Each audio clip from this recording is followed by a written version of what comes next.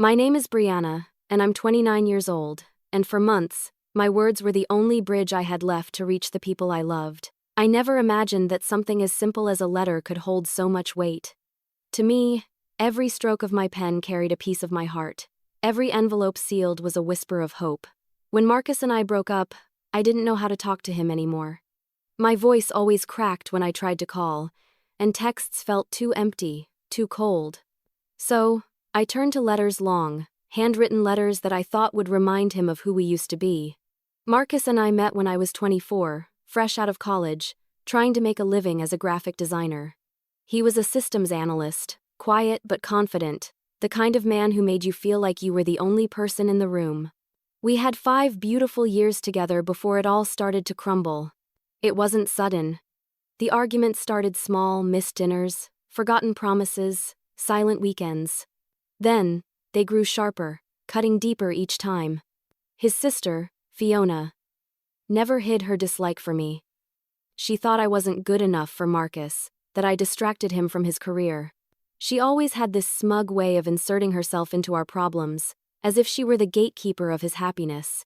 When Marcus finally moved out of our apartment, it felt like the air had been sucked from my lungs. The silence that followed was unbearable. That's when I began writing.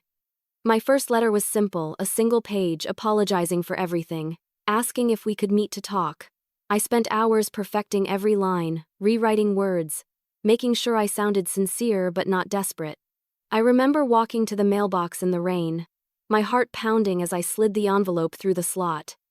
I thought maybe, just maybe, this could be the first step back.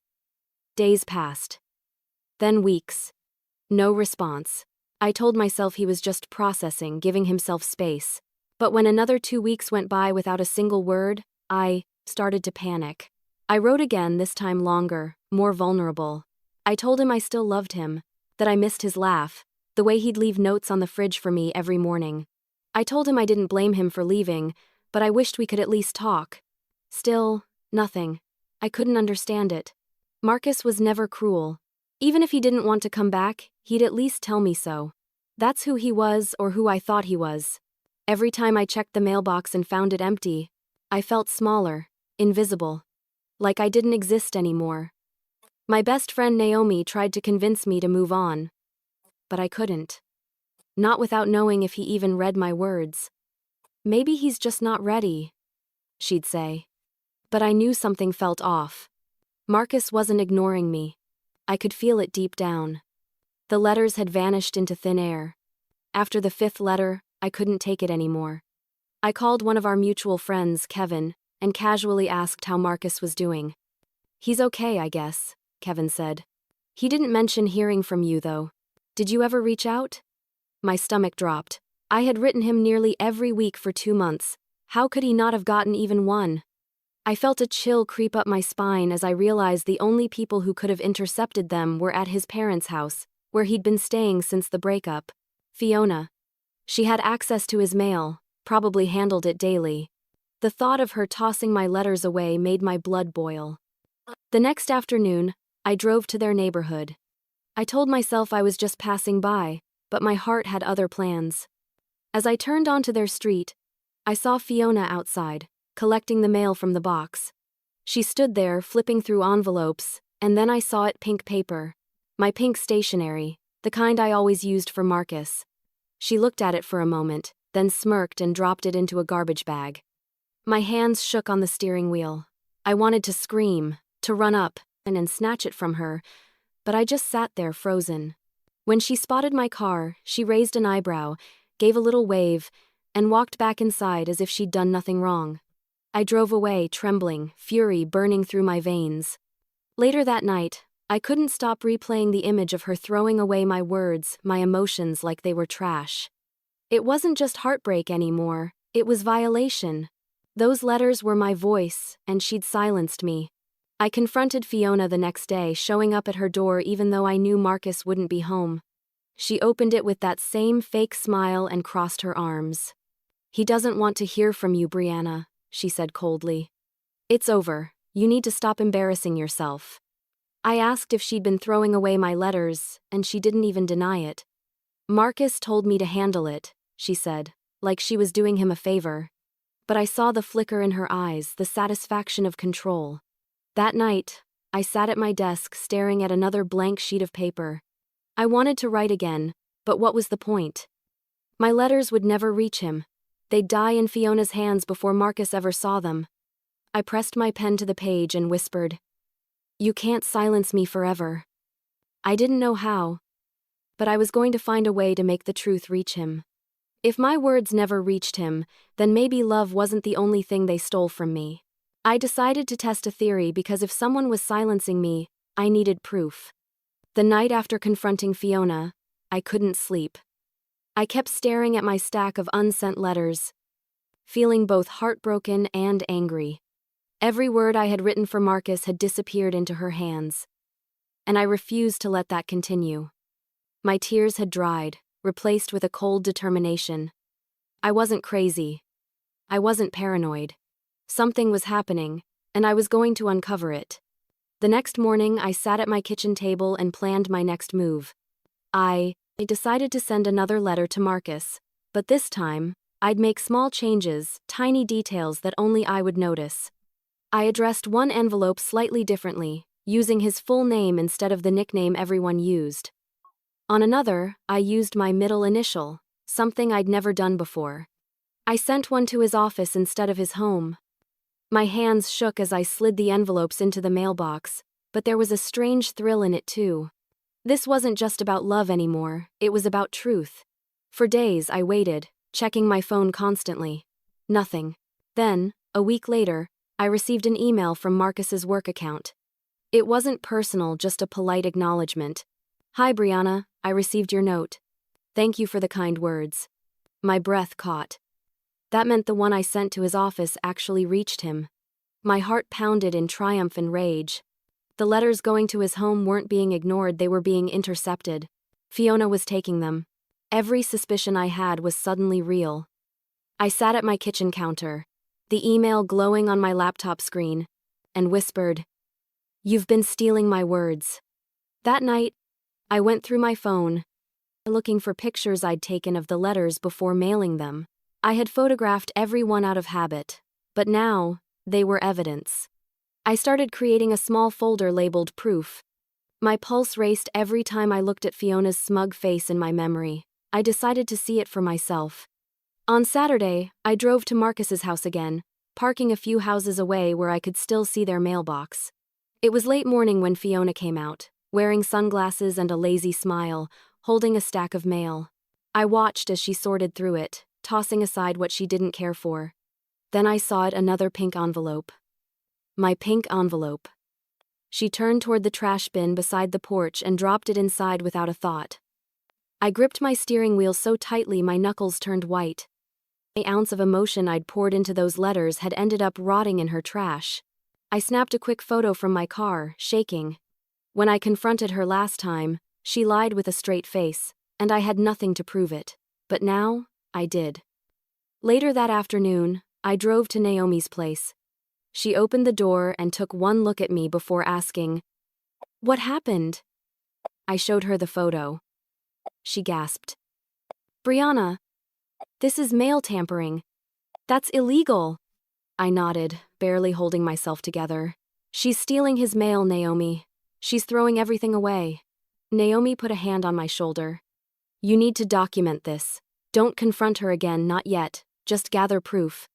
That advice stuck with me. I started logging everything, the dates I sent each letter, the postage numbers, and the tracking details from the post office. I even wrote down the times I saw Fiona picking up the mail. It felt obsessive, but it was the only control I had left. Days turned into weeks, and I kept mailing letters, some addressed correctly, others intentionally misaddressed. The pattern stayed the same. The ones to Marcus's house vanished. The ones elsewhere reached him. I was beyond hurt now. This wasn't about romance anymore.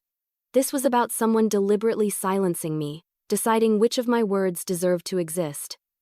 My letters weren't just paper, they were pieces of my truth, and Fiona had been shredding it all. One afternoon, I decided to approach Marcus's parents. I wanted to see if they knew anything. His mother answered the door, kind but cautious. "Oh, Brianna, it's been a while," she said softly. I told her I'd been trying to reach Marcus, that I'd sent letters. Her brows furrowed. "Letters? I don't think we've seen any." I didn't accuse Fiona directly, but I saw her standing in the hallway, arms crossed, smirking like she knew exactly what I was talking about. "Marcus has moved on," Fiona interrupted. "You should, too." I clenched my fists, forcing myself to stay calm. "He deserves to read what I wrote. Whether he responds or not, that's his choice, not yours." She rolled her eyes. "He told me to take care of it." "Stop embarrassing yourself, Brianna." I walked away that day shaking, not from sadness but from fury. When I got home, I sat down and stared at a blank sheet of paper again. But this time, I didn't write to Marcus. I wrote to myself, "They can throw away my letters, but not my truth." I tucked that page into a folder labeled Keep.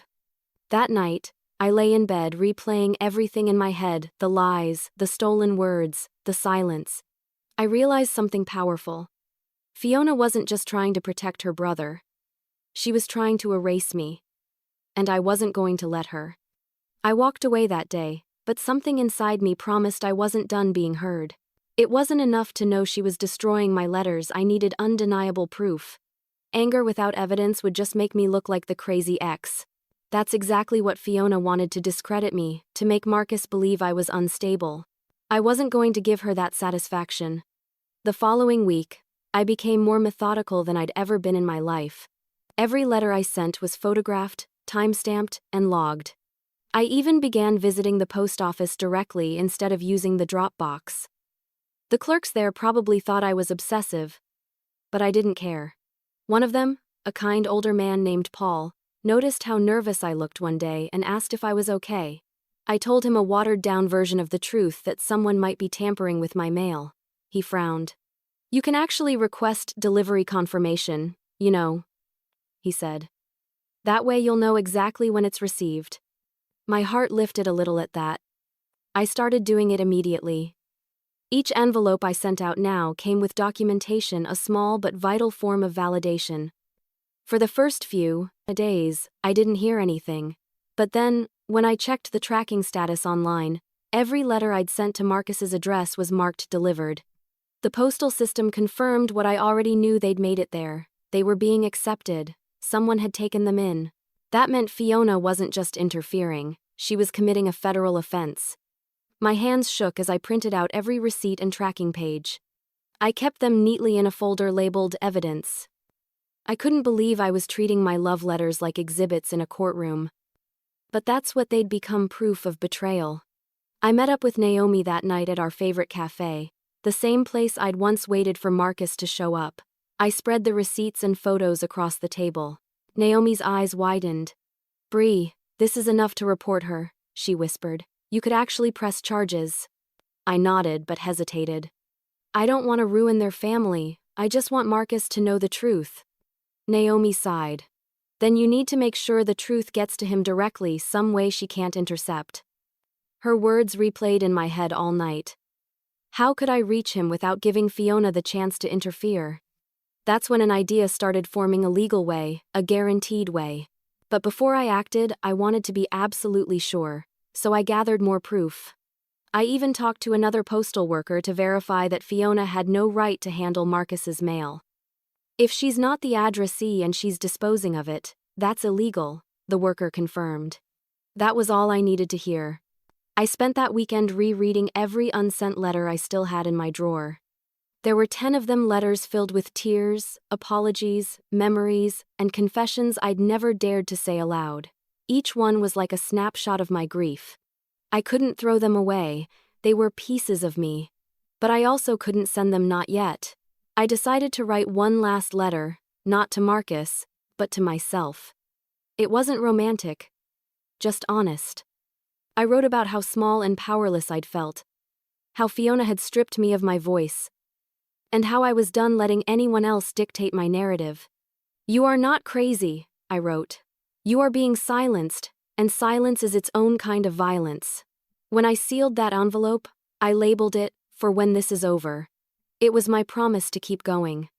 I started searching online for information about mail tampering, legal rights, and how to handle it. That's when I realized how serious it really was, federal prison serious. But I still didn't want revenge.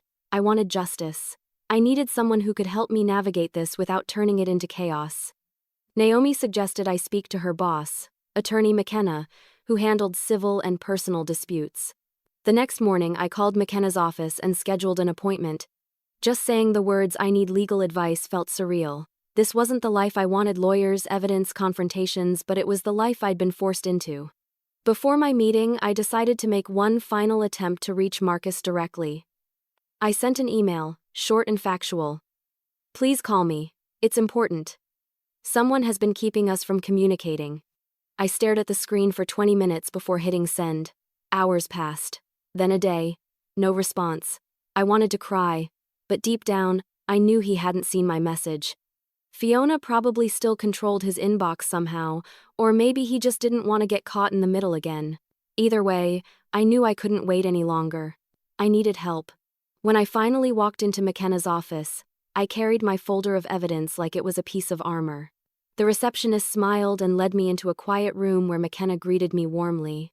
She was composed, her tone calm but firm, and she listened to my story without interrupting once.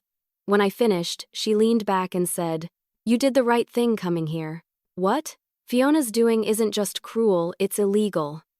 Hearing that from someone who understood the law made something inside me click. I wasn't powerless anymore.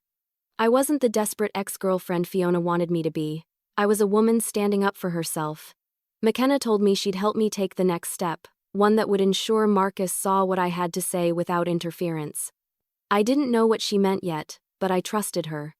When I left her office, the sun was setting, casting long golden rays across the parking lot. I paused before getting into my car, my reflection shimmering on the hood. I whispered to myself, "This ends soon." I didn't know then that the next letter I'd send would change everything. When my lawyer suggested sending a certified letter, I realized words could carry more weight when stamped with law. Sitting in attorney McKenna's office that afternoon felt strange. I wasn't there as a heartbroken ex, I was there as someone fighting to be heard. She reviewed all the documents I'd brought. The postal confirmations, photos, screenshots, and logs of every letter I'd sent. Her brows furrowed as she flipped through the pages. "You've done your homework," she said. "And you're right, what's happening here is mail interference. It's serious." I nodded, but my chest tightened. "I don't want to destroy anyone's life, Miss McKenna. I just want him to know the truth." She leaned forward. "Then we'll do this the right way. The next letter you send will be one no one can legally intercept." She explained what certified mail was: official, traceable, requiring a personal signature from the recipient. Fiona wouldn't be able to accept it on Marcus's behalf. If he wasn't there to sign, it would go back to the post office and wait for him. My heart began to race with a strange mix of fear and excitement. "So if he signs for it," I began, "then you'll know he's read your words," she finished. I agreed immediately. We drafted the letter together that same day. McKenna helped me structure it: clear, concise, factual. No emotional appeals this time, no pleas for reconciliation. It wasn't about that anymore. It was about truth. The letter began with a simple statement: "This correspondence is being sent as certified mail to ensure direct delivery to Marcus Hall." Then, I wrote what Fiona had done. How she'd thrown away my letters, lied to me, and manipulated the situation. I attached copies of the postal confirmations and photos as supporting documents. At the end, McKenna added a small legal paragraph citing mail interference as a federal offense, just to make it absolutely clear. I hesitated when signing my name at the bottom. It felt like the last remnant of the love I'd once had for Marcus was being put through a machine, processed, numbered, and sealed under law. When the document was ready, McKenna looked at me and said, "This is your voice now, protected. Verifiable. Undeniable."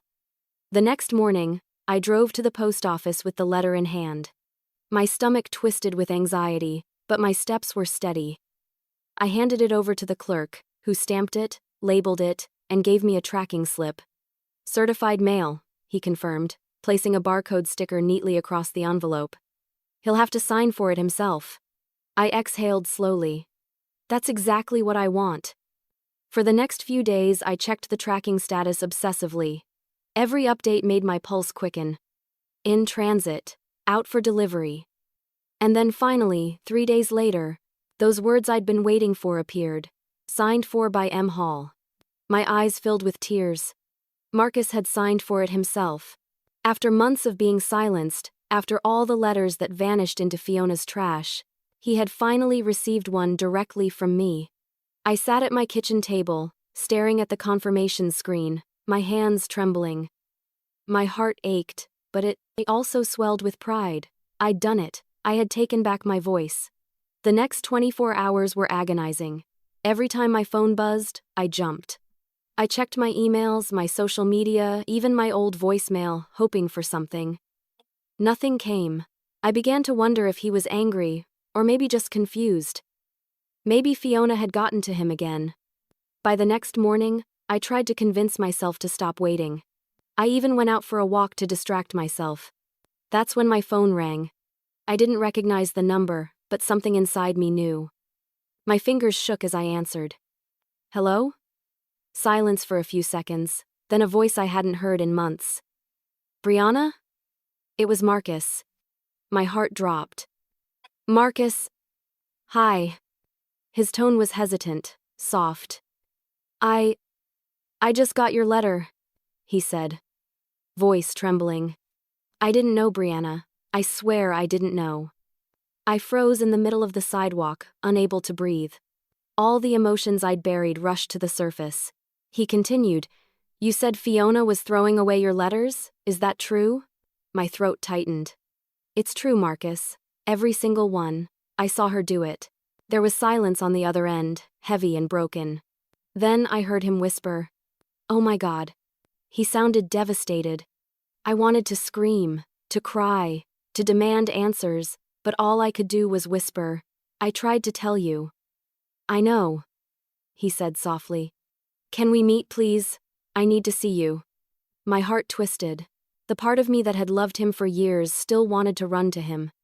But another part, the one that had endured betrayal and humiliation, hesitated.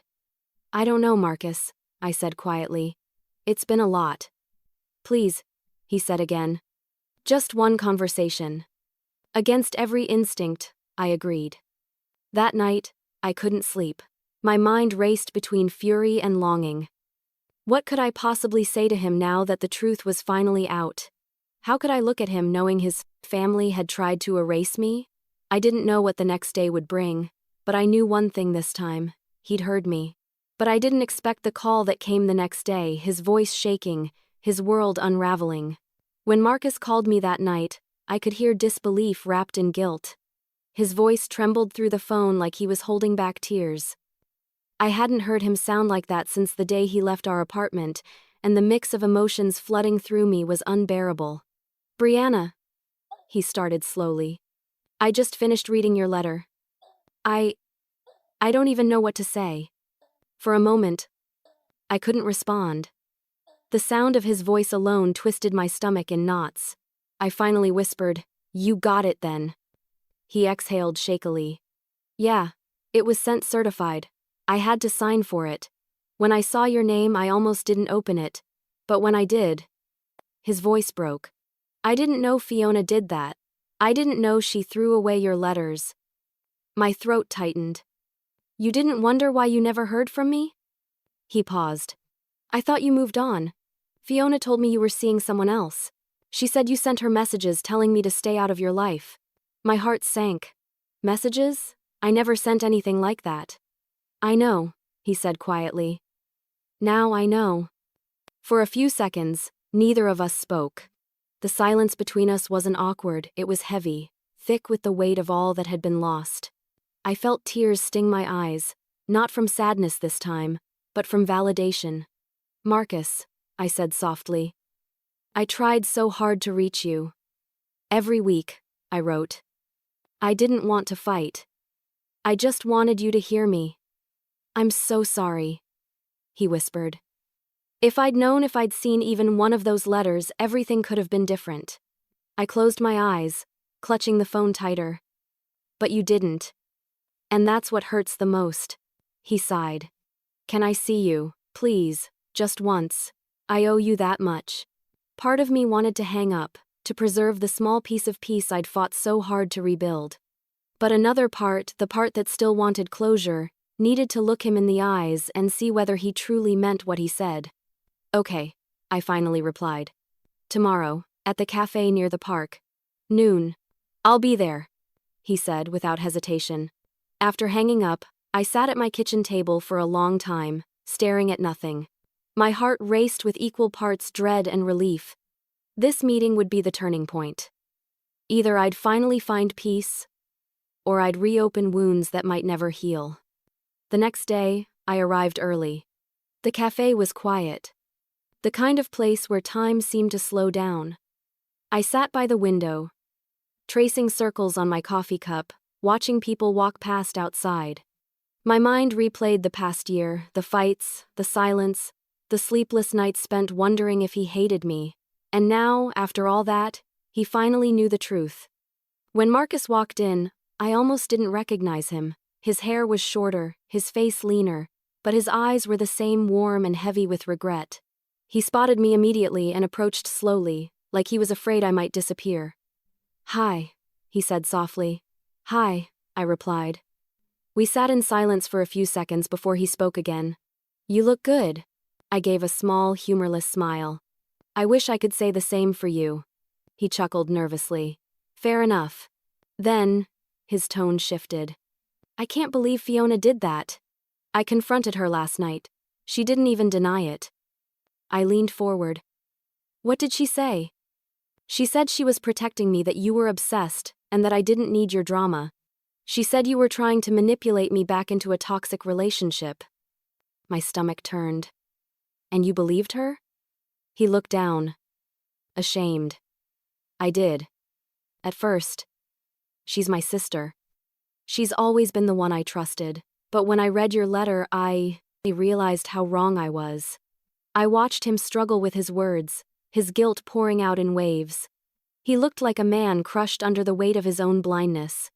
"I'm sorry, Brianna," he said finally, meeting my eyes. "I know that's not enough, but it's all I have." I stared at him, trying to decide what to feel. I wanted to forgive him, but the pain ran too deep. "Do you know what it's like to pour your heart into something, only to have it thrown in the trash?" I asked. "Do you know how it feels to question your own sanity because someone's lies became louder than your truth?" He flinched, his eyes glistening. "I know now. And I hate myself for it." "You shouldn't hate yourself," I said quietly. "You should learn from it. Protect your own boundaries even from your family." He nodded, tears welling up. "I'm cutting ties with Fiona for now. I can't look at her after this. I thought she was helping, but she destroyed everything." For a moment, we just sat there, two people bound by love and broken by betrayal. I thought about the years we spent together, the laughter, the warmth, the dreams we built. But I also thought about the silence, the pain, the countless nights I cried into my pillow, thinking I'd been forgotten. "I don't know if we can ever go back," I said finally. He looked at me, sadness etched across his face. "I don't expect us to. I just wanted you to know I hear you now. I see what she did. And I'll never let anyone silence you again." His words were genuine, but they didn't heal me, not yet. Maybe they never would. When we stood up to leave, he reached for my hand, but I gently pulled it away. "Goodbye, Marcus," I said softly. He nodded, eyes filled with sorrow. "Goodbye, Brianna." As I walked away from that cafe, I felt lighter but also hollow. The truth was out, the lies exposed. But the love that once fueled my letters had turned into something unrecognizable. But apologies can't erase betrayal, and I wasn't sure forgiveness was still in my vocabulary. The next morning, Marcus called again this time. His voice was full of anger. I could hear the storm behind his words before he even told me what happened. "Brianna," he said sharply, "I confronted Fiona. I can't believe it, but she admitted everything." My pulse quickened. "She did?" "Yeah," he said, his tone trembling with rage. "She didn't even try to deny it this time. She said she was protecting me from you." I clenched my jaw. "Protecting you from love letters? From the truth?" He exhaled shakily. That's what I said. But she twisted it, said you were manipulating me, said you were unstable. She even told my parents that you'd been harassing her. My heart sank. She lied to them too? But this time, I showed them your certified letter, the proof of what she'd done. I could almost see the scene unfolding in their house, the lies unraveling, Fiona cornered, the truth finally breaking through. How did they react? I asked. My mom cried, he said softly. My dad just shook his head. They both apologized to me for not seeing it sooner. I sat on the edge of my bed, holding the phone tightly. What about Fiona? He hesitated before saying, She's furious. She says I betrayed her by taking your side. I didn't want to come between you two, I whispered. You didn't, he said firmly. She did that all on her own. A lump formed in my throat. For months I'd imagined this moment, Marcus finally discovering the truth, but now that it was happening, it didn't bring relief. It just brought exhaustion, the kind that seeps deep into your bones after too many battles. Later that afternoon, Marcus called again, asking if I could come by his parents' house. I think you deserve to hear her admit it to your face, he said. My stomach twisted at the thought, but part of me knew I needed that closure. I needed to see her try to justify what she'd done. When I pulled up to the Hall family's driveway, the air felt thick with tension. Marcus was waiting on the porch, arms folded, eyes red from lack of sleep. Inside, his parents sat in the living room, their faces heavy with shame. And then Fiona appeared. She looked nothing like the polished, confident woman I'd known. Her hair was messy, her eyes swollen, her expression hardened. I'm here because you owe me the truth. The truth? She repeated mockingly. Fine. The truth is, I did it. I threw your letters away. Every single one. You should thank me. I saved you from embarrassing yourself. Saved me. I snapped. You stole my words, Fiona. You made me think the man I loved hated me. You made me question my sanity. She rolled her eyes. You were obsessed. You couldn't let go. I was helping Marcus move on. Marcus stepped forward, fury etched in his face. Helping me? You destroyed her letters, Fiona. You lied to me for months. You manipulated everyone. I was trying to protect you. She shouted back. She was toxic for you. You couldn't see it. No, he said coldly. You couldn't stand not being in control. The silence that followed was suffocating. Fiona's lip trembled, but she refused to back down. You'll regret this, she hissed at him. You're choosing her over your family. I'm choosing the truth, he replied. His mother stood, tears in her eyes. Fiona, please stop. You've done enough damage. Oh, don't act like you didn't suspect something. Fiona shot back. You just didn't want to be the bad guy. Her parents looked away, guilt washing over them. Fiona let out a bitter laugh and stormed toward the door. Fine, you all deserve each other. She slammed it behind her and disappeared down the walkway. The house fell silent except for the soft sound of Marcus's mother crying. I stood there frozen, unsure whether to feel vindicated or heartbroken. Marcus turned to me slowly, his expression softening. I'm sorry you had to see that. It's okay, I said quietly. I needed to. His father spoke up then, his voice heavy with regret. Brianna, I don't know how to apologize for what my daughter did. You didn't deserve that. I nodded politely, unsure how to respond. No apology could undo the months of pain, but hearing it helped, if only a little. Marcus walked me to my car afterward, neither of us speaking. When we reached the driveway, he stopped. I'm cutting her off, Brianna. I have to. That's your choice, I said softly. But don't do it for me. Do it because it's the right thing. He nodded. I am. As I got into my car, I looked back at the house, the place where my words had been destroyed, where my truth had been buried. Now it was all out in the open, raw and painful. I drove away with tears in my eyes, but they weren't just from sadness, they were from release. For the first time, the weight on my chest had started to lift. But even as I tried to let go, a quiet voice in the back of my mind whispered that it wasn't over yet. Not really. But justice wasn't complete yet, not until every word she buried came back to light. Fiona thought the matter would disappear. but she forgot one thing: I had everything documented. I wasn't the same fragile woman she'd been able to manipulate months ago. I wasn't writing tear-stained letters anymore. I was building a case. When I walked back into Attorney McKenna's office the following week, I carried a folder so thick it could barely close. Inside were copies of the photos, certified mail receipts, Fiona's admission from that confrontation recorded on my phone, and statements from the postal workers who confirmed my deliveries. McKenna listened patiently as I recounted every detail.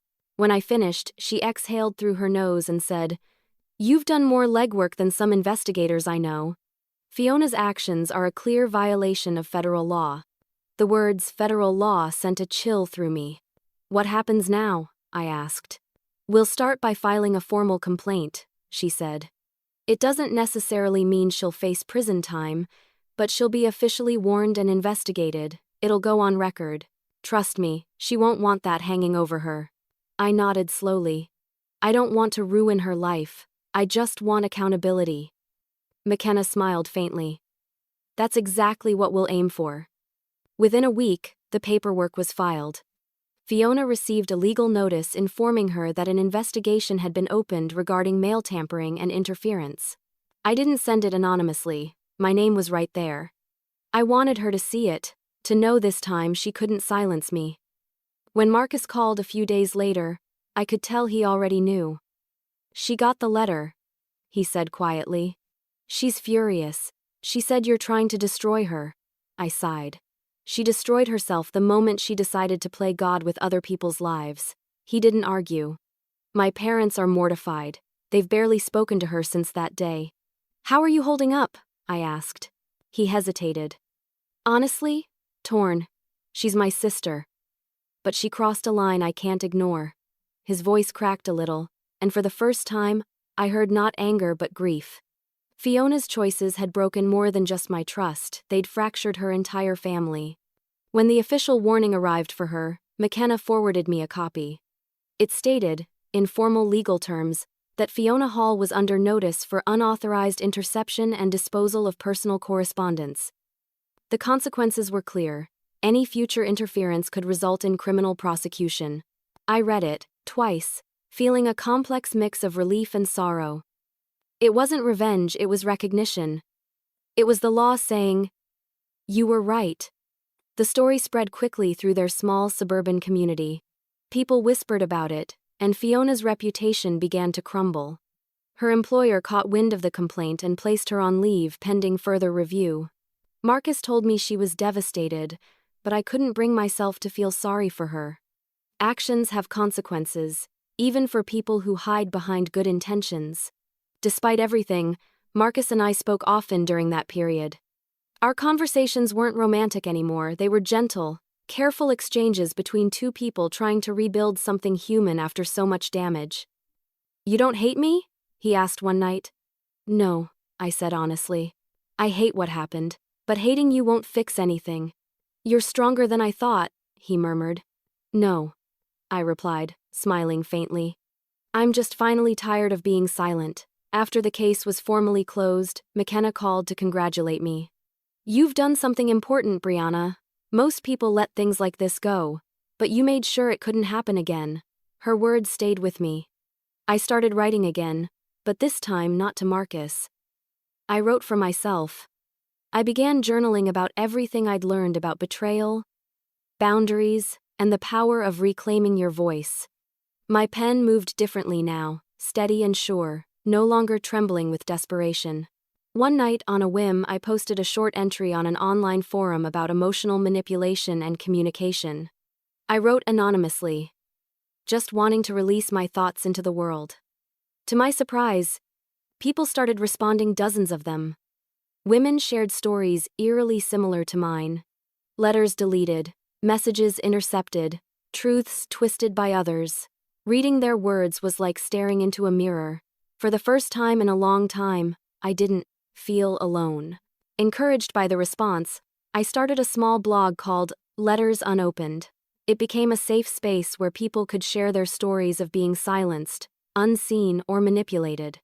I poured my heart into it, posting regularly about emotional resilience and justice. To my shock, the blog gained traction fast. Within a month, it had thousands of readers. Strangers began emailing me, thanking me for putting words to their pain. Each message reminded me why I'd fought so hard to be heard. Marcus occasionally checked in to read my posts, always respectful, never intrusive. He once left a comment under a pseudonym that said, "Some truths find their way back no matter how many times they're buried." I knew it was him, but I never mentioned it. I didn't need to. Justice had taken its course. I had found my voice again, and this time, it wasn't just for me. It was for everyone who'd ever been silenced. What I didn't expect was how many others would say, "This happened to me too." When strangers began sharing their own stories, I realized my pain had a purpose. What started as a small act of defiance, a way to process what I'd been through quickly, grew into something I could never have imagined. My blog, Letters Unopened, began to draw people in from all over the country. Each day, new comments appeared from women and men who had endured the same kind of betrayal. Letters stolen, messages deleted, truths buried by someone else's control. I read every story, some with tears streaming down my face. There were mothers whose ex-husbands hid letters from their children, daughters who never received cards from dying parents, partners who were ghosted because someone tampered with their communication. I wasn't just reading words, I was witnessing lives that had been fractured by silence. The more I read, the more determined I became. This wasn't just my story anymore, it was a movement. I started writing longer posts, offering advice on protecting personal correspondence, setting boundaries, and reclaiming lost voices. My words were raw, emotional, and honest. I didn't sugarcoat anything. People didn't need perfection, they needed truth. The response was overwhelming. Within months, my email inbox was flooded with letters from readers thanking me for speaking out. One woman wrote, "Your story gave me courage to confront my ex who was hiding our custody letters. You helped me get my daughter back." I stared at that message for a long time, crying into my keyboard. I had wanted justice for myself, but what I was finding was something deeper purpose.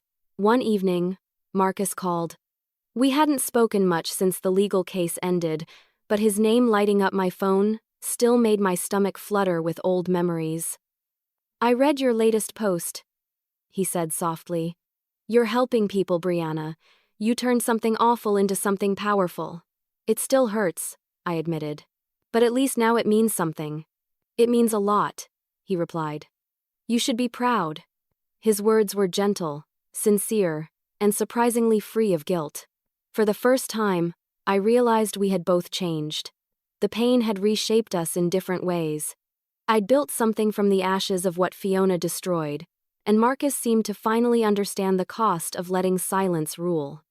Over time, we drifted into a quiet friendship, occasional texts, mutual updates, no expectations. It felt right. I didn't need closure from him anymore. I'd already found it within myself. Meanwhile, Fiona had gone silent. Marcus told me she'd left town for a while, supposedly to start over. I didn't care where she went. The anger I once held for her had dissolved into something colder, calmer pity. Her obsession with control had cost her everything. Her brother, her family's trust, her reputation. But I couldn't spend my life hating her. Hatred was still a kind of chain, and I was done being bound. My blog continued to grow, and soon I began collaborating with a few small advocacy groups focused on communication rights and digital privacy. We hosted online discussions, shared resources, and encouraged people to speak up when they felt silenced. I found myself speaking not as a victim anymore but as an advocate. The first time someone called me an inspiration, I didn't know how to react. I wasn't sure I deserved that word. I was just a woman who refused to be erased. One day, months later, I received a letter in the mail, a real, handwritten one.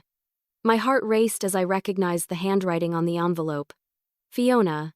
I froze, staring at it for a long time before finally opening it. The letter was short, shaky, full of apologies. She admitted that jealousy had driven her actions, that she couldn't stand watching Marcus love someone more than he depended on her. "I ruined everything," she wrote, "and I don't expect forgiveness. But I hope one day you can understand that I acted out of fear, not hate." I read it twice, then folded it neatly and placed it in the same box where I'd kept all my old letters to Marcus. I didn't cry, and I didn't feel vindicated. Just peaceful. I never wrote back. Fiona had stolen my words for long enough. She didn't deserve any more of them. Weeks later, I published a blog entry titled Letters Returned. It wasn't about Fiona, it was about forgiveness without reconciliation.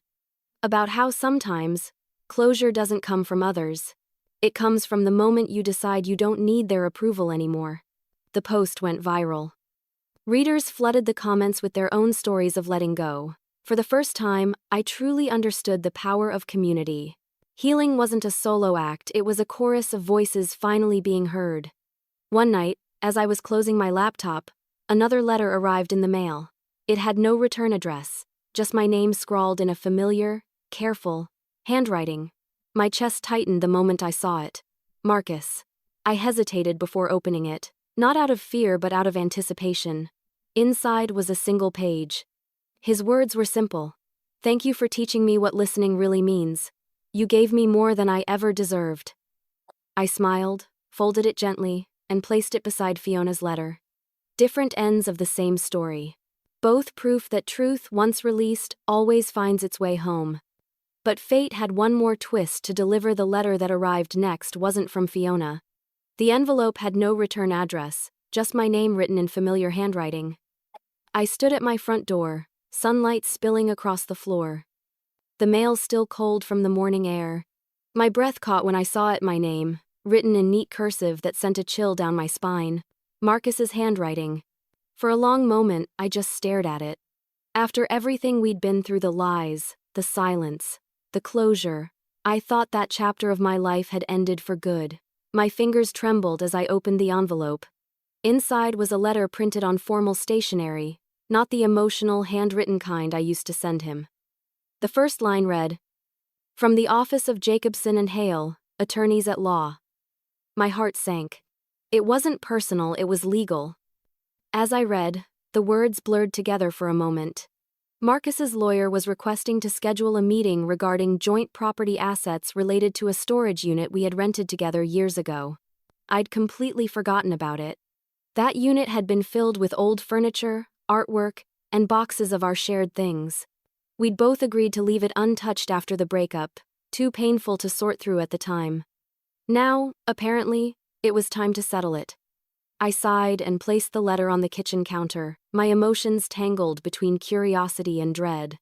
Part of me wanted to ignore it, to let the past stay buried. But another part of me knew this was something I needed to face, even if it meant reopening old memories. The following week, I met Marcus and his lawyer at a quiet office downtown. Marcus looked composed, older somehow, like the chaos of the past year had aged him. His eyes softened when he saw me. "Brianna," he greeted. "Thanks for coming." "Of course," I replied politely, taking a seat across from him.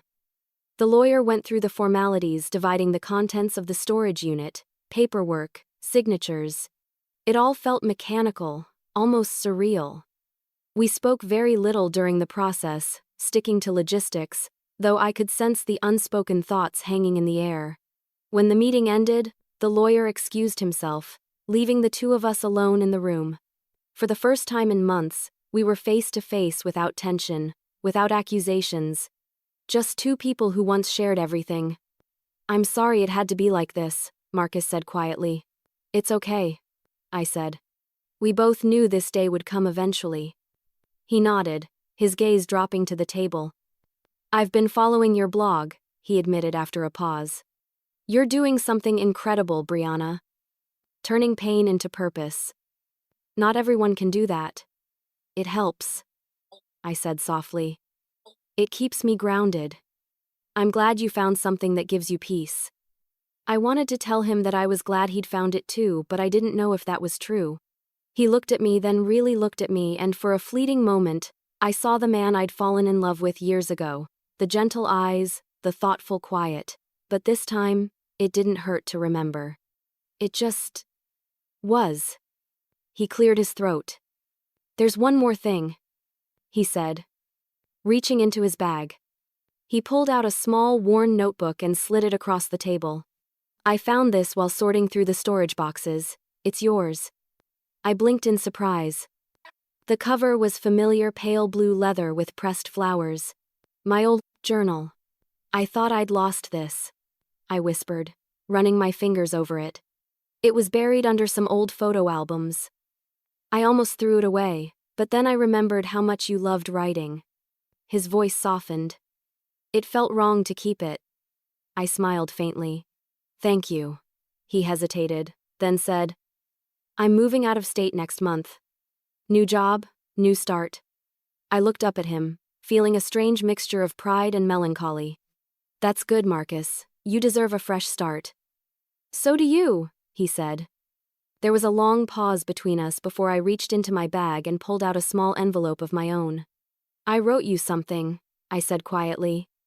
He looked surprised but didn't interrupt as I handed it to him. It's not a love letter, I added. It's a goodbye letter. He smiled gently. May I read it now? I nodded. He opened it carefully, eyes scanning the words I'd written the night before. Thank you for finally listening. Thank you for signing that letter, for calling me, for seeing me again. Not as the girl who wrote too much, but as the woman who refused to be silenced.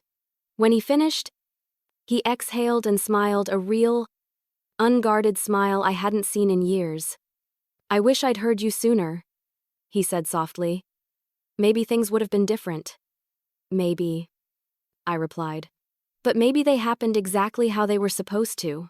He nodded slowly, eyes glistening with something that looked like peace. When we parted that afternoon, there were no tears, no dramatic words. Just quiet understanding. As I walked out of the office building, sunlight warming my skin, I realized that this was closure, not the kind that came from apologies or explanations, but the kind that came from acceptance. That night, I placed my old journal on my desk, opened a blank page, and wrote the words. Some letters close doors, and some open new ones. When he smiled and said, I wish I'd heard you sooner. New closure had finally arrived. After Marcus left town, I faced silence again, but this time, it was healing, not haunting. The quiet that used to crush me now felt like comfort, like a warm blanket around my soul. There were no unanswered letters sitting on my desk, no obsessive checking of the mailbox, no weight of what-ifs. My life was my own again, and it was strange at first learning how to exist without reaching for someone else's approval. But slowly, I began to rediscover who I was before the heartbreak, and more importantly, who I'd become because of it. My days settled into a peaceful rhythm. I'd wake up early, make coffee, and write before the sun fully rose. My blog had grown beyond anything I'd imagined. Letters Unopened had become more than a story about lost mail. It was a sanctuary for people rediscovering their voices. Every week, I'd receive stories from readers across the country, some even from abroad. One woman in Texas wrote, I left a toxic marriage after reading your story. I realized silence was killing me. Another man from Canada wrote, I started writing letters again to my kids, to myself. You reminded me words still matter. Their messages filled the empty spaces where heartbreak once lived. Writing had become my therapy, my calling, my way of healing not just myself but others too. I started therapy around that time as well. It wasn't easy, reopening wounds never is, but it was necessary. My therapist, Dr. Mallory, had this calm way of asking questions that made me stop running from my pain. Why do you think you kept writing to Marcus even after he stopped responding? She asked one afternoon. I thought for a long time before answering. Because I wasn't really writing to him, I said finally. I was writing to the part of me that still believed love could fix everything. She nodded knowingly. And what do you believe now? I smiled softly. That love doesn't fix everything, but honesty can. That became a mantra for me. I stopped trying to please everyone. I stopped apologizing for being emotional. Instead, I learned to set boundaries to speak my truth without shame. Some days, healing felt like climbing a mountain barefoot. Other days, it felt like breathing for the first time in years. The scars remained, but they no longer burned. They simply reminded me of how far I'd come. As letters unopened gained traction, I started getting invitations to speak at local community centers about emotional abuse and communication. At first, I was terrified. Standing in front of strangers, telling my story out loud, made me feel exposed all over again. But after my first talk, when a young woman came up to me with tears in her eyes and said, "You made me feel less alone," I knew this was what I was meant to do. The words that once trapped me were now setting people free. I began organizing small writing workshops under the blog's name. I'd sit with groups of women, some trembling, some angry, some broken, and teach them how to put their feelings into words. "Your voice matters," I'd tell them. "Even if no one reads it, write it. Because your truth deserves to exist." Watching them open up, seeing their faces light up as they realized they weren't powerless, it filled me with a sense of purpose I hadn't felt since before my heartbreak. Life moved on in gentle waves. I filled my apartment with plants, started running in the mornings, and picked up painting again. My world, once painted in grief, was blooming in color again. One evening, while cleaning out old boxes, I found my first letter to Marcus, the one that had never reached him. I unfolded it carefully, the ink slightly smudged from old tears. Reading it didn't hurt anymore. It felt like looking back at a younger version of myself, naive, hopeful, but brave. I whispered, "Thank you," and placed it back into the box. That letter had started everything: my pain, my fight, my rebirth. Without it, I wouldn't have found my purpose. That night, as I closed my journal, I realized something profound. Fiona had tried to erase my words, but in doing so, she'd forced me to realize how powerful they truly were. Without her interference, I might never have discovered my voice. I might still be writing for someone else instead of for myself. Healing didn't mean forgetting, it meant transforming. Turning hurt into art, silence into speech, and loss into strength. I looked out my window, the city lights twinkling below, and whispered to the night, "I made it." I wasn't waiting for a reply. I didn't need one anymore. My letters, my truth, my life, they all belong to me now. Because sometimes the letters they throw away are the ones that make you unstoppable. Healing made space for something I never expected: love that didn't need to be proven. I didn't plan on meeting anyone new. After everything that happened, I swore I'd stay single for a long time, maybe forever. I didn't want to depend on anyone, didn't want to risk losing my voice again in the noise of someone else's expectations. But life has a way of surprising you when you least expect it. It started on an ordinary Tuesday. I was invited to speak at a local library about the power of storytelling and emotional healing. It was my third talk that month, and though I was getting used to public speaking, I still got butterflies before every event. I stood at the podium, sharing my journey, the lessons I'd learned about honesty, silence, and resilience. When it ended, people lined up to talk to me, some to thank me, others to share small pieces of their own stories. Then, near the end of the line, I saw him, a tall man with dark hair, kind eyes, and a notebook tucked under his arm. When it was his turn, he smiled shyly. "Hi, I'm Evan," he said. "I'm a writer too, and your talk hit home. Thank you." There was something disarming about his honesty. He wasn't trying to impress me. He looked at me the way people do when they really see you, not your reputation, not your pain, but you. We ended up talking long after the event ended. He told me he wrote short stories about resilience and loss. I told him about my blog and how it had changed my life. Before we parted ways, he asked, "Would you mind if I sent you one of my stories?" I smiled. "Only if you don't mind me sending one back." Over the next few weeks, we exchanged emails filled with thoughts, drafts, and musings about life. It wasn't flirting, it was connection. Every word he wrote was gentle, thoughtful, and free of pretense. He wasn't trying to fix me, he was just sharing space with me. And for the first time in years, I didn't feel like I had to shrink to fit someone else's comfort. I could just be. Our friendship grew naturally. He attended one of my writing workshops, and afterward, we went for coffee. We talked for hours, about art, about fear, about how honesty could be terrifying and beautiful at the same time. By the time we realized the cafe was closing, I knew he wasn't just another face in the crowd. I remember walking home that night under the glow of streetlights, feeling something I hadn't felt in years: hope. It was cautious, but it was there. I took my time letting Evan in. He understood that. He never pushed, never rushed. Instead, he listened. He valued silence as much as conversation, and somehow, that made me trust him even more. One evening, as we sat at my apartment drinking tea, he asked about my blog's name. "Why Letters Unopened?" he said softly. I looked at him, smiling faintly. "Because it reminds me that sometimes, even if someone doesn't read your words, it doesn't mean they weren't worth writing." He nodded thoughtfully. "That's beautiful. But you know what? I think every word you've ever written found its reader, you just didn't know it yet." That line stayed with me for days. Evan had a way of turning simple truths into something poetic. He made me want to write again, not about pain this time, but about possibility. When he encouraged me to turn my story into a book, I hesitated. "Who would want to read it?" I asked. "Everyone who's ever felt unheard," he said, "which means everyone." So, I did. For months, I wrote, pouring my past into pages, reliving every heartbreak, every small triumph. It wasn't easy. Some chapters made me cry. Others made me laugh. But through it all, I felt free.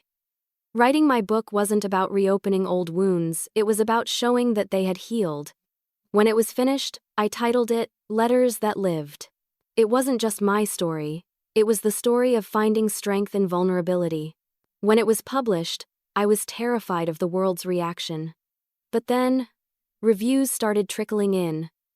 Readers called it hauntingly honest, empowering, and deeply human. The book climbed to the top of several self-help charts. And for the first time, I wasn't writing from pain, I was writing from purpose. On the day I held the first printed copy in my hands, I cried not because of sadness, but because that book was proof that my voice had survived everything that tried to silence it. McKenna sent me flowers with a note that said, "You turned pain into power." Naomi hosted a small celebration, proud like a sister. And Evan, he just smiled and said, "You did it." A week later, I received an email from Marcus. Just 2 sentences. "I read your book. Thank you for the truth. I wish you happiness." I sat quietly for a while after reading it, feeling no anger, no sadness, only gratitude. Our story was over, but it had led me to everything I was now. When I told Evan about the message, he just nodded. "Closure," he said simply. "Real closure." I smiled. "Yeah. The kind that doesn't hurt anymore." That night, as I sat at my desk with Evan beside me, the city lights flickering beyond the window, I realized something profound: love didn't have to be dramatic or painful to be real. Sometimes it was quiet, steady, patient. It didn't demand to be proven, it just existed. And for the first time, my words didn't just reach someone, they reached the world. When I got invited to share my story on national television, I almost said no. It was surreal, the kind of opportunity that would have thrilled me years ago. But now, the thought of revisiting that part of my life, of exposing my pain to millions of viewers, felt both terrifying and vulnerable. The email came from a producer of a popular daytime talk show. They'd read Letters That Lived and wanted to feature me in a segment about finding power after silence. The idea of sitting under bright studio lights, talking about Fiona, Marcus, and the letters, made my stomach twist. But Evan, ever calm and supportive, encouraged me. "You don't have to relive the pain," he said softly. "Just share the strength that came from it. Your story could give someone else courage." His faith in me was steady, like a lighthouse cutting through fog. So, I agreed. The day of the show arrived faster than I expected. Standing backstage, I could hear the hum of the studio audience beyond the curtain. My palms were slick with sweat. A producer handed me a small microphone and said, "When the host introduces you, just follow the cue light and take a seat. You'll do great." I smiled nervously and nodded, my heart thudding against my ribs. As I stepped onto the stage, the applause washed over me like a wave. The host, A warm, charismatic woman named Jenna greeted me with a hug and a bright smile. Everyone, please welcome Brianna Hall, author of Letters That Lived, a woman whose lost letters led her to an unforgettable journey of truth and healing. I sat down, adjusting the microphone clipped to my blouse. The lights were bright, almost blinding, but the host's gentle tone helped me breathe easier. Brianna, Jenna began, your story started with heartbreak and betrayal, but it's become a source of inspiration for thousands. How does it feel looking back now? I paused, collecting my thoughts. It feels freeing, I said finally. For a long time, I thought my story was one of loss. But it turns out, it was about rediscovery, finding my voice again after someone tried to silence it. The audience was silent, listening intently. Jenna nodded. You mentioned in your book that you used to equate love with being heard. What changed that for you? I learned that being heard starts with listening to yourself, I said. You can't expect others to value your words if you don't first believe they matter. Once I understood that, I stopped writing to be seen and started writing to heal. Jenna smiled warmly. That's powerful. Then she reached under the table and pulled out a copy of my book, its pale blue cover gleaming under the lights. There's a passage here I'd love to read, she said, flipping through the pages. You wrote, they threw away my letters, but they couldn't erase my story. The audience erupted in applause. I felt my throat tighten, emotion rising in my chest. I smiled through it, blinking back tears. Jenna continued, that line has gone viral. Thousands have shared it online. What does that sentence mean to you now? I looked out into the audience and saw faces, some tearful, some smiling people who'd come not just to listen, but to connect. It means that no matter how hard someone tries to erase you, your truth always finds a way back, I said softly. Even when the world tells you to be quiet, your story doesn't die, it just waits for you to tell it again. The crowd applauded again, some even standing. In that moment, I felt something shift inside me. The fear that once controlled me, the fear of being silenced, misunderstood, or dismissed was gone. I wasn't just sharing my pain anymore. I was sharing power. After the segment ended, Jenna gave me another hug. You're incredible, she whispered. You've reminded people that their voices matter. Backstage, the producer told me they'd received live messages from viewers saying they felt seen for the first time. I sat down for a moment, overwhelmed by gratitude. Evan called as soon as I left the studio. I just saw the segment, he said, his voice full of pride. You were amazing. I laughed softly. I was terrified. You didn't look it, he said. You looked whole. That night, when I got home, my social media exploded. Thousands of new followers, messages from people across the world. One woman wrote, your story saved me from giving up. I realized my silence wasn't weakness, it was waiting for courage.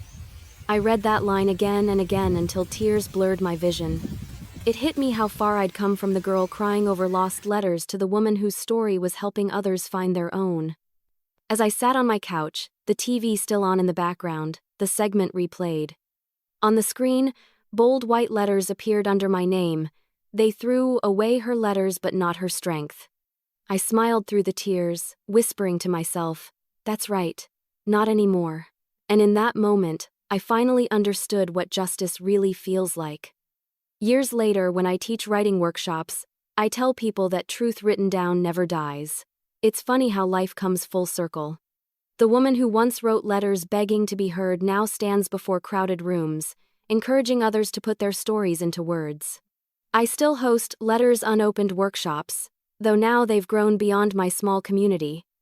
Universities, nonprofits, and even rehabilitation centers invite me to speak about the healing power of writing. Every session starts the same way, with a blank page and silence. This, I tell them, holding up the paper, is where your voice begins. The first few minutes are always awkward. People stare at the page like it's a stranger they're afraid to meet. But then, slowly, pens begin to move. Some write apologies, others write confessions, some write to people who are gone, and others write to the versions of themselves they lost along the way. Watching those moments of quiet courage never fails to move me. I see parts of my younger self in every trembling hand holding a pen. I tell them that words don't always need to reach the person they're written for, they just need to reach the person writing them. That's enough. After every class, someone lingers behind. They always ask the same thing. Do you ever regret it, sharing so much of yourself? And I always smile and say, no. Because when I told my story, I stopped being ashamed of it. My past no longer feels like a wound. It feels like a foundation.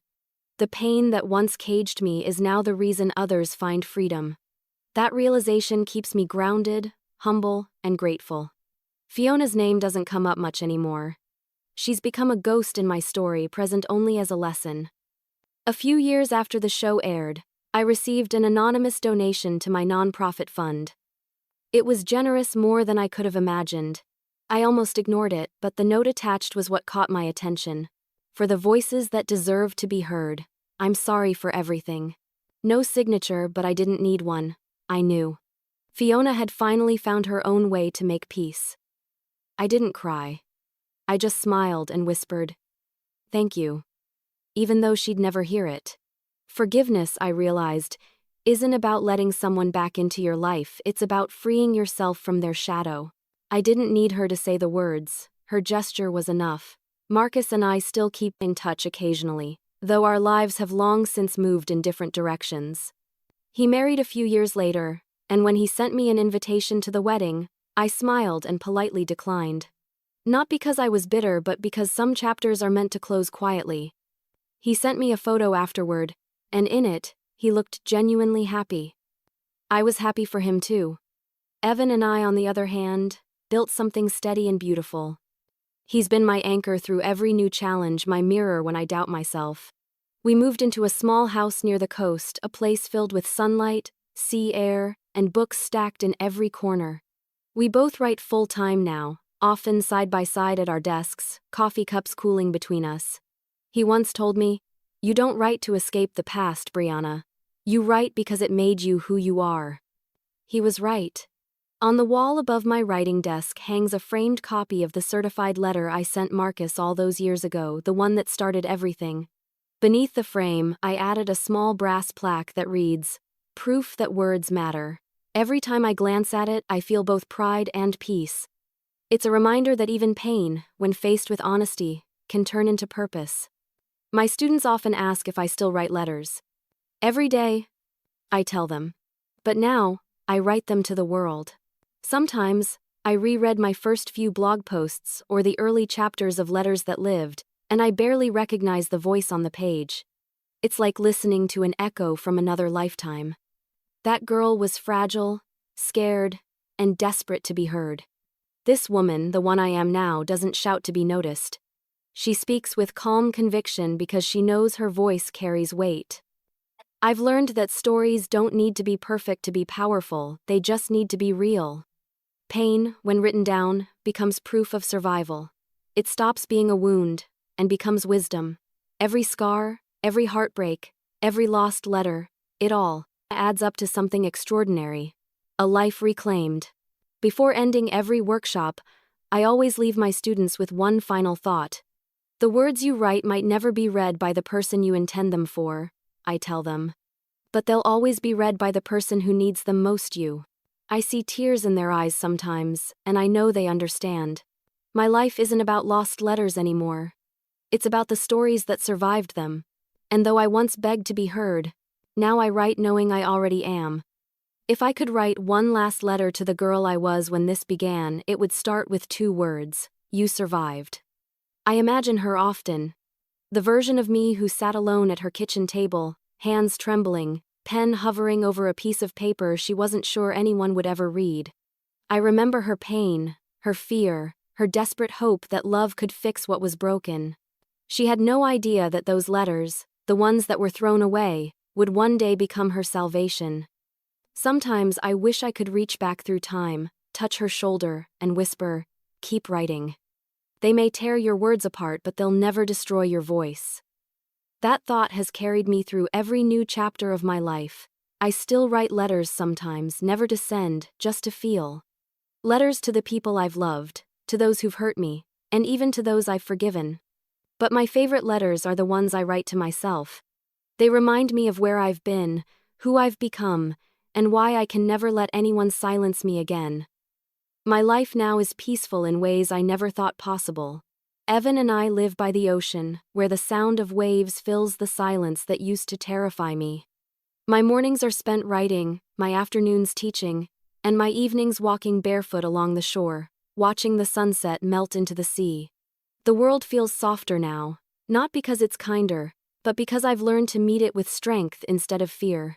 Letters Unopened has become a non-profit organization dedicated to helping survivors of emotional and psychological manipulation find their voice through writing.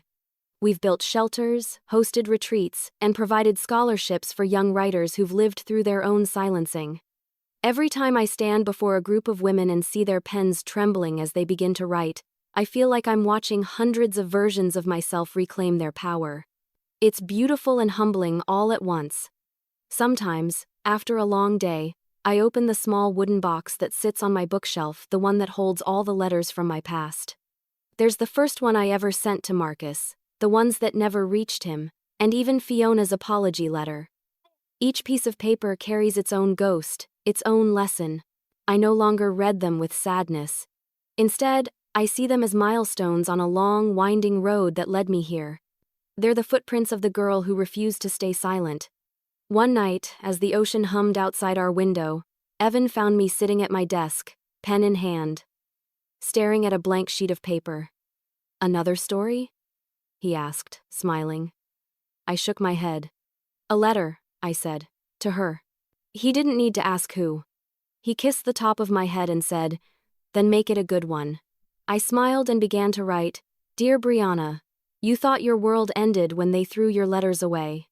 But what really ended was the version of you that needed their validation to exist. The pain they caused didn't destroy you, it transformed you. You built an entire world from the ashes of their silence. You found your voice, your purpose, your peace. You learned that forgiveness doesn't mean forgetting, it means freeing yourself from their hold. You no longer write to be heard. You write because you know your truth has power, even if no one reads it. And one day, you'll stand in front of others and tell them what you learned, that every word you write, every truth you speak, every tear you shed, it all matters. Because your story matters. It always did. With love, always. You." When I finished writing, I didn't fold the letter. I left it open on the desk, ink still drying, and looked out at the moonlight shimmering across the water. I realized that, in a way, this was the letter I'd been trying to write all along, not to Marcus, not to Fiona, but to myself. I had finally said what needed to be said. The next morning, I slipped the page into an envelope, sealed it, and wrote on the front, "To the girl who never stopped writing." Then I placed it gently inside the wooden box, right beside the others. For a moment I stood there, my hand resting on the lid, feeling a quiet sense of closure, not the kind that comes from forgetting but from understanding. I walked outside, the sea breeze cool against my skin. The horizon glowed with the first light of dawn. I smiled to myself, breathing deeply. My story was no longer about loss, it was about legacy. My letters, my words, my truth, they had all reached.